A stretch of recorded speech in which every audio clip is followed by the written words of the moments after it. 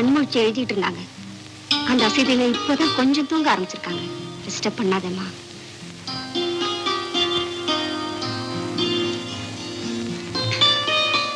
அக்கா, நான் உங்களை இப்பதான் புரிஞ்சுக்கிட்டேன். அத்தை கூட அத்தானை இப்படி கவனிச்சுக்க மாட்டாங்க. இந்த நேரத்துல நீங்க அத்தாங்கிட்ட இல்லைன்னா அவங்க எவ்வளவு கஷ்டப்பட்டிருப்பாங்க. எப்பவுமே நீங்க அத்தாங்கிட்ட இப்படியே இருக்கணும்னு ஆசைப்படுறேன். என்ன நீ என்னென்னமோ வளர்ற, எனக்கு ஒண்ணுமே புரியல. நீ என்னம்மா சொல்ற? எனக்கு ஒண்ணுமே புரியலையே. நான் பிறந்த அன்னைக்கு பெரியத்தானுக்குன்னு முடிவாயிடுச்சுன்னு நீங்க அடிக்கடி சொல்லுவீங்கல்ல. ஆமா, இப்பவும் சொல்றேன், நீ அவனுக்குன்னு தான் பிறந்தவ. இல்ல, நான் உங்களுக்கெல்லாம் ஒரு பாரமா பிறந்தவ. பெரியத்தானுக்கு தாரமாக பிறந்திருக்கிறது கல்பனா காத்தா. பைத்தியம் மாதிரி பேசாத. ஏன் அவன் மேல வீணா பொறாமப்படுற? ஆரம்பத்துல இருந்து அக்காவை பார்த்து பொறாமப்பட்டது உண்மைதான். ஆனா பொறாமப்படுறதுக்கு கூட ஒரு தகுதி வேணும். இல்ல கோமதி, நீ சொல்றது தப்பு. இல்லக்கா, நான் தப்பா சொல்லல, மனசார வாழ்த்துதான் சொல்றேன். இல்லாத ஒரு விஷயத்தை எப்படி சொன்னாலும் அது இருக்கிறதா ஆயிடாது. அக்கா, அக்கா நிறைய படிச்சவர். அவருக்கு மனைவி ஆகிற தகுதி உங்களுக்கு தான் இருக்கு. இன்னைக்கு அவருக்கு வலது கையா இருக்கிற நீங்க நாளைக்கு வாழ்க்கை துறவி ஆகிறதுல என்னக்கா தப்பு? அத்தாங்கிட்ட நான் காதலி ஸ்தானத்துல பழகல. அவரு என்ன விரும்பவும் இல்லை, நான் அவரை விரும்பவும் இல்லை. ஆமா, ஒரு உயர்ந்த நோக்கத்துக்காக நாம் எல்லாம் உண்மையா பாடுபட்டு இருக்கோம். நீ என்ன பார்த்து சந்தேகப்படுற, நான் உன்னை பார்த்து அனுதாபப்படுறேன். அக்கா, பைத்தியம். அத்தா உன் மேல எவ்வளவு அன்பும் ஆசையும் வச்சிருக்காருங்கிறத உன்னால புரிஞ்சிக்க முடியல. காதல்ல ரெண்டு வகை. ஒண்ணு, நான் உன்னை காதலிக்கிறேன்னு சதா சொல்லிட்டு இருக்கிற காதல். இன்னொன்னு, சொல்லாம மனசுக்குள்ளேயே வச்சு வளர்க்கிற காதல்.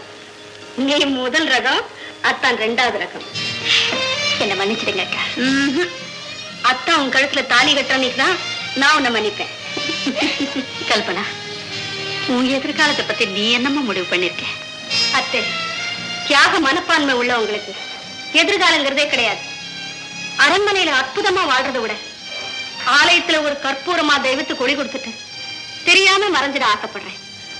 இந்த சமூகம் ஒரு ஆலயம், ஏழைகள் தான் தெய்வம். நான் ஒரு கற்பூரம்.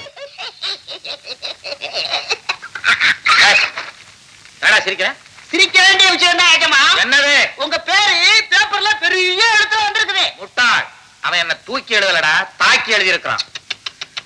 என்னோட பதவி கௌரவத்தை காப்பாத்தணும்னா இந்த பத்திரிகைய மூட வேண்டியதுதான். இந்த ஒரு பேப்பரை கிழிச்சு எறிஞ்சிட்டா உங்க பேர் தான் ஊரெல்லாம் பறக்குது. அதை என்ன செய்ய முடியும்? நீங்க சும்மா முடிவு பண்ணி ஆகணும். நான் சொன்னதை கொஞ்சம் கேளுங்க. நீங்க பேசாம இருக்க போறீங்களா இல்லையா? கௌரி, கௌரி, ஏங்க, இந்த வாரம் எழுச்சி பத்திரிக்கை படிச்சீங்களா? உங்களை பத்தி எவ்வளவு கேவலம் எழுதிருக்கான் தெரியுமா? மானம் போகுது. அதை பண்ணிடுவேன், இதை பண்ணிடுவேன், பெருசா வீராப்பு பேசுவீங்க. கேவலம் ஒரு பத்திரிக்கை, இதை வெளிவராம நிறுத்த உங்களால முடியாது. ஏன் முடியாது? நாளைக்கே எல்லா பத்திரிக்கையும் கொளுத்தி விட்டுறேன். மறுபடியும் அடிக்க மாட்டானா? நீ சும்மா கௌரி. மாமா, அதுல ஒண்ணும் குறைச்சல் இல்ல. உங்க அண்ணன் எனக்காகவே ஒரு பத்திரிக்கை ஆரம்பிச்சு என்ன எவ்வளவு கேவலமா எழுதுறா தெரியுமா உனக்கு? அந்த பத்திரிக்கை இந்த அப்பாவி ஜனங்க படிச்சுட்டு மாப்பிள்ளைய ராஜினாமா பண்ண சொல்றாங்க. அதுக்காக நான் பண்ணிடுவேனா? அதானே மாமா, நான் கேக்குறேன், இதே தொகுதி மக்கள் தானே உங்களுக்கு பதவி கொடுத்தாங்க? சும்மாவா கொடுத்தாங்க? எப்படியோ கொடுத்தாங்க. இப்ப அதே தொகுதி மக்கள் தான் உங்களை ராஜினாமா பண்ண சொல்றாங்க. வாங்கினதெல்லாம் திருப்பி கொடுத்துருவாங்களா? என்னமோ மாமா, ஜனங்க ஆசைப்படுறாங்க, ராஜினாமா செய்திருங்களே. ஆசைப்படுவான். மாப்பிள்ளை ராஜினாமா பண்ணாக்கா இந்த நாடு என்ன கதி ஆகுறது? அதை பத்தா நான் யோசிக்கிறேன். யோசிக்கவே வேண்டாம், ஒண்ணு ஆகாது. நான் சொல்றேன், இடையில வந்த பதவி தானே, இடையில போயிட்டு போகுது. கௌரி, ஓஹோ, நீங்க எழுச்சி பத்திரிக்கை படிக்கிறியா? ஆமா, என் புருஷ ரகசியமா கொண்டாந்து கொடுக்கறாரு, நான் படிக்கிறேன். இனிமே அந்த பத்திரிக்கை நீ படிக்க கூடாது. இப்பவே போய் உங்க அண்ணன் கிட்ட சொல்லி அந்த பத்திரிக்கையை நிறுத்து. உங்க அரசியல் விவகாரத்துல அனாவசியமா என்னையே மாமா இருக்கிறீங்க. இது அரசியல் விவகாரம் இல்லம்மா, குடும்ப விவகாரம். இது பாரு, இங்க நீ நல்லபடியா வாழணும்னா அங்க போய் உங்க அண்ணனை திருத்து. முதல்ல நீங்க உங்க புருஷனை திருத்துங்க. என்னடி சொன்ன?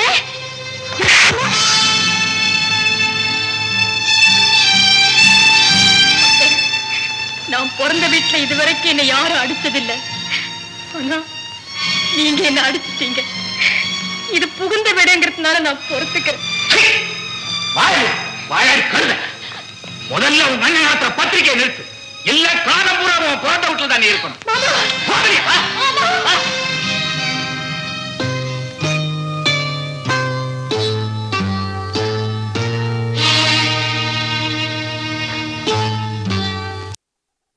அம்மா அம்மா ஓ கௌரி வாங்க வாங்க வாங்க வாங்க எப்ப வந்தீங்க எப்படி வந்தீங்க காரணம் கேட்டீங்க அது எங்க பெரிய காரு ஒர்க் ஷாப்ல இருக்கு ஓஹோ ஆமாமா இந்த பணக்காரங்க விட்டு பெரிய காருங்கெல்லாம் சதா ஒர்க் ஷாப்லயே இருக்கும் ஆமா ஒரு குட்டி கார்ல வந்திருக்கலாமே ஓ வரலாமே வரலையே ஏன் அது சரி மோட்டார் கார் தான் வரல உங்க வீட்டுக்காரர் என்னானாரு அவருக்கு 1000 வேலை வெளியில போயிருக்காரு வாமா கௌரி என்னம்மா திடீர்னு ஏதாவது விசேஷமா ஒண்ணும் இல்லம்மா உங்களை பார்க்கணும் போல இருந்தது அதனாலதான் வந்தேன் ஏம்மா முகம் ஒரு மாதிரியா இருக்கு உடம்பு சரியா இல்லையா எனக்கு ஒண்ணு இல்லையே நான் நல்லா தானே இருக்கேன் கண்ணெல்லாம் வீங்க மாதிரி இருக்கு அழுதியா கௌரி இல்லையே நான் ஏன் அழறேன் தாயறியாத சூழுண்டா மாமனார் வீட்டுல ஏதோ சண்டை நடந்திருக்கும் யாரோ உன்னை அடிச்சிருக்காங்க என்னப்பா இப்படி கேக்குறீங்க அந்த வீட்டுல என்ன அடிக்கிறதுக்கு யார் இருக்காங்க அத்தையும் நானும் அம்மாவும் மகளும் போல ரொம்ப அன்பா இருக்கும் என்ன வீட்டுக்காரே ரொம்ப நல்லா வச்சிருக்கிறாரு மாமா கூட என்கிட்ட அப்பா மாதிரி அன்பா இருக்கிறாங்க அந்த வீட்டுல எனக்கு எந்த குறையும் இல்லை அது மட்டுமா அதை என் வாயால சொன்னா நல்லா அண்ணே நீங்க நடத்துற பத்திரிக்கையை பார்த்துட்டு என் வீட்டுக்காரர் ரொம்ப பெருமையா பேசினாரு அது சொல்லிட்டு போலாம் தான் வந்தேன்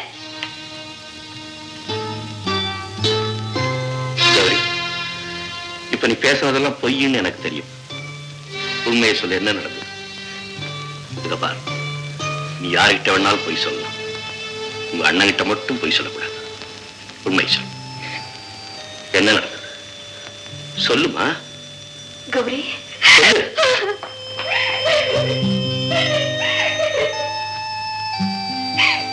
கௌரி ஏன் அழுகிற உண்மை சொல்லு என்ன நடந்தது நீங்க நினைச்சது சரிதான் அப்படின்னா எங்க மாமனாரு என்ன வீட்டை விட்டு போக சொல்லிட்டாரு நீங்க நடத்துற பத்திரிக்கை உடனே நிறுத்தணுமா இல்லன்னா அந்த வீட்டுக்குள்ளே நான் நுழையக்கூடாதுன்னு சொல்லிட்டாங்க அவ்வளவு தைரியம் அவனுக்கு பயப்படு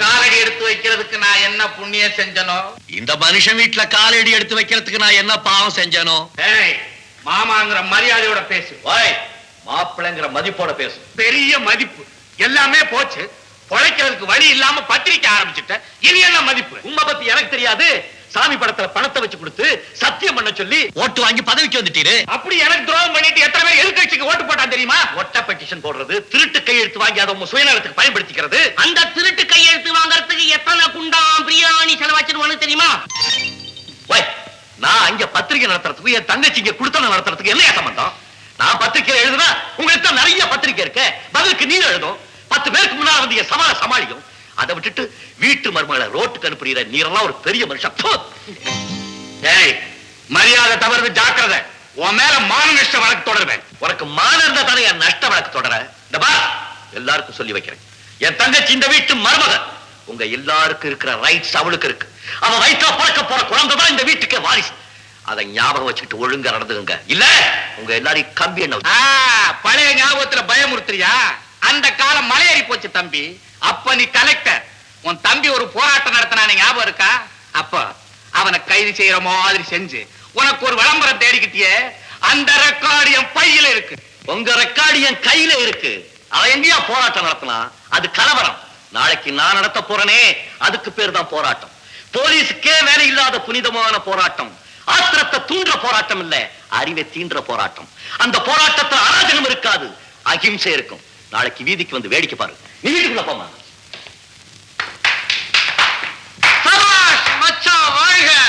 பயமுடுறா முட்டாள் நீ தொட்டு தாலி கட்டின பொண்டாட்டிய உங்க அப்பா வீட்டை விட்டு விரட்டலாம் அதை பார்த்துட்டு நீ சும்மா இருக்கிய நீ ஒரு ஆம்பளையா முதல்ல நீ இந்த வீட்டை விட்டு வெளியே போயிருக்கணும் இந்த வீட்டுக்கு வெளியில நாடுன்னு ஒண்ணு இருக்கு தெரியுமா உனக்கு உன்ன மாதிரி படிச்ச வாலிபர்கள்லாம் மூஞ்சி நிறைய கிருதா வச்சுக்கிட்டு கட்டங்கட்டமா போட்ட சட்டையை போட்டுக்கிட்டு வீட்டுக்குள்ளே இருந்த அந்த நாடு எப்படி உருப்படும் கொஞ்சம் வெளியில வந்து இந்த நாட்டினுடைய நிலைமை பாருங்க கொஞ்சமாவது இந்த நாட்டுக்கு சேவை செய்யுங்க அதை பார்த்தாவது உங்க அப்பா திருந்தட்டும் படிச்ச முட்டாள்